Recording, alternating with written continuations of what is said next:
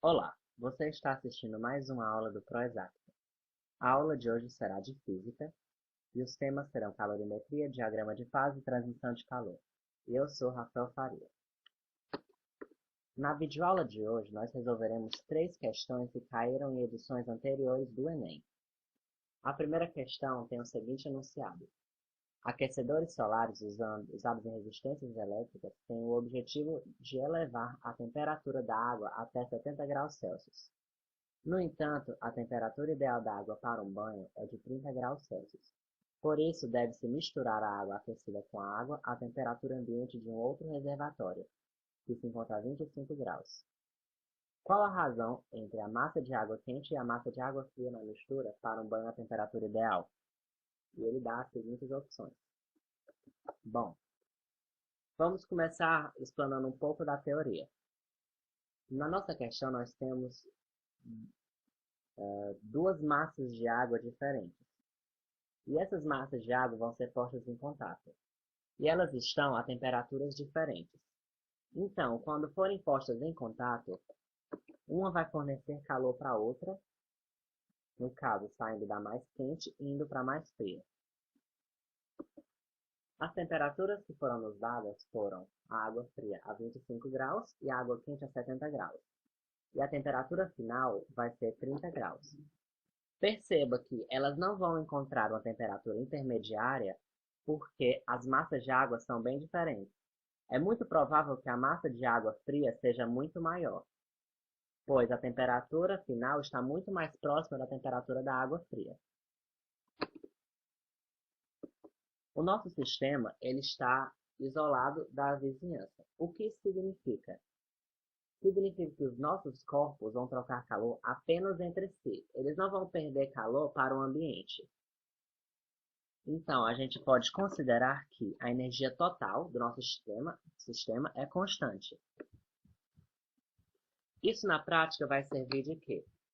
Como nós sabemos que a nossa energia total é constante, as nossas diferenças de calor entre um corpo e outro podem ser diferentes quando você analisa apenas o corpo. Mas se nós somarmos esses calores, eles vão ser igual a zero.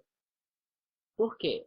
Perceba que um desses calores vai ser negativo. Isso significa que um dos corpos necessariamente vai estar perdendo calor, enquanto o positivo necessariamente vai estar ganhando calor. Lembre-se da forma do calor para a diferença de temperatura sem mudança de fase. Q igual a mc ΔT, em que m é a massa do nosso corpo, C é uma constante chamada calor sensível, e ΔT é a diferença de temperatura. Lembre-se, sempre a temperatura final menos a inicial. Bom, para a água fria nós temos que Q1 é igual a massa de água fria vezes constante da água, vezes 30 menos 25, pois 30 é a temperatura final e 25 é a temperatura inicial. Para a água quente, muito semelhante. A massa de água quente vezes a constante da água, vezes 30 menos 70, sendo 30 a temperatura inicial.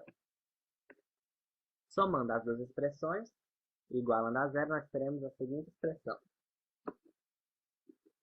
Reescrevendo, passaremos o segundo termo para o outro lado, ficando negativo. O nosso próximo passo será cortar essas constantes, pois elas se repetem dos dois lados, e como estamos falando da mesma substância, elas vão ser iguais. Agora nós teremos o seguinte equacionamento. O que a questão pede é a massa de água quente sobre a massa de água fria. Ele quer essa razão. Então, nós vamos isolar os termos massa de água quente e massa de água fria apenas desse lado da equação. Nós teremos o seguinte. Vamos resolver em cima e embaixo. Nós teremos o seguinte resultado. Perceba que tem menos dos dois lados. Então, nós podemos multiplicar por menos 1. E nós teremos positivo dos dois lados. E resolvendo essa fração, nós teremos 0,125. Essa é a razão entre massa de água quente e massa de água fria. Perceba que, como o valor deu menor que 1, a massa de água fria ela é maior que o valor de massa quente. A nossa alternativa correta, então, será o item B. Bom, para a próxima questão, nós temos o seguinte enunciado. O esquema da panela de pressão e um diagrama de fases da água são apresentados a seguir. A vantagem do uso da panela de pressão é a rapidez para o cozimento dos alimentos, deve-se a, e ele dá vários argumentos. A pressão no seu interior, que é igual à pressão externa, a temperatura do seu interior, que está acima da temperatura de ebulição da água no local, a quantidade de calor adicional que é transferida à panela, a quantidade de vapor que está sendo liberada, ou o material da panela que é diferente. Bom, nós vamos fazer a seguinte análise. Esse é o diagrama completo da água.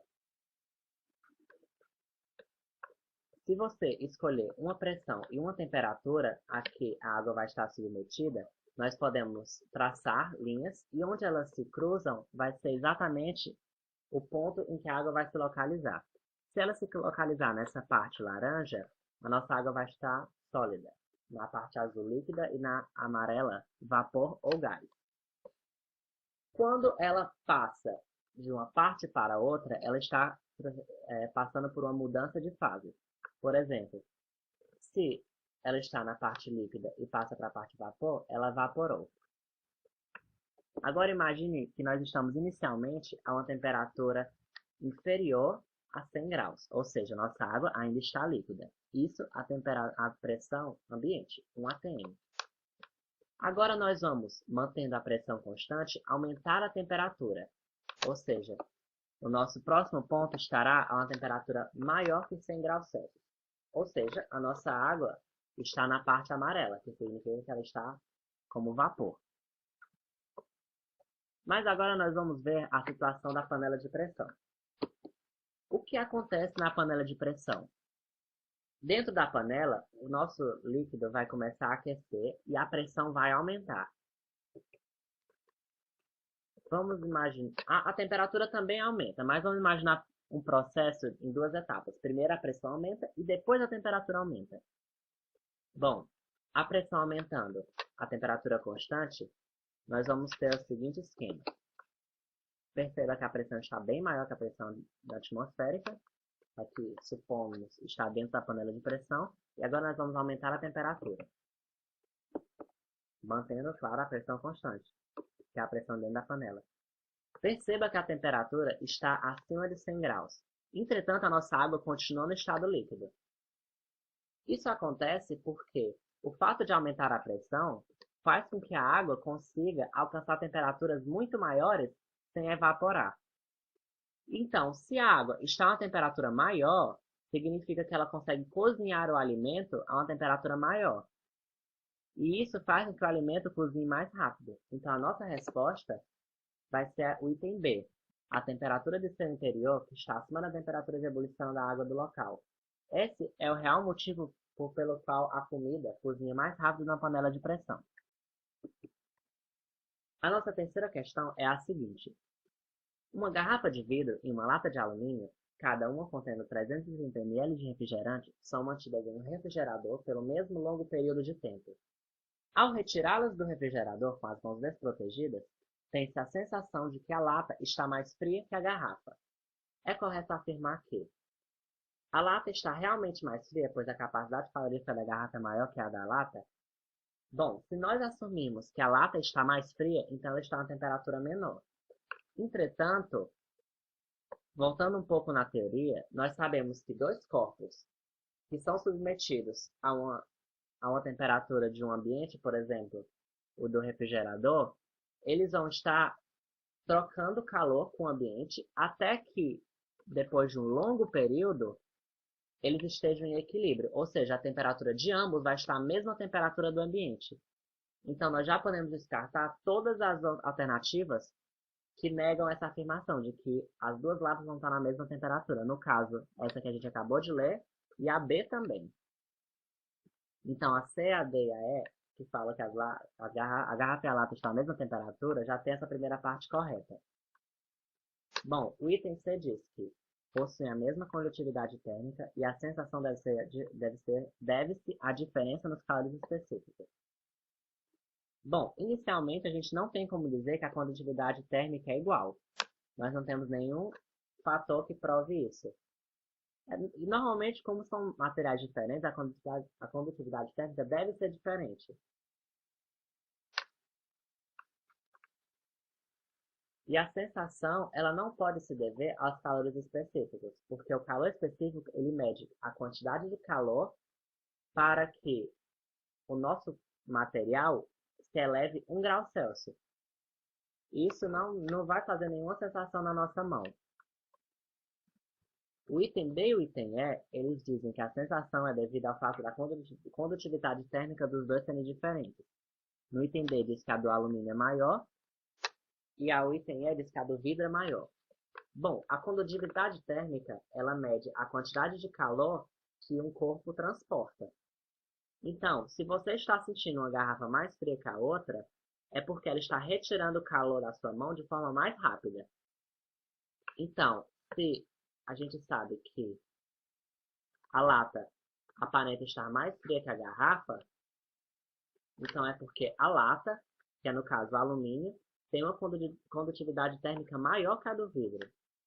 Então nós poderemos marcar o item B como correto. Bom, obrigado por assistir a videoaula do ProExato. Não deixem de curtir a fanpage e olhem os outros vídeos que nós temos no nosso canal do YouTube. Obrigado.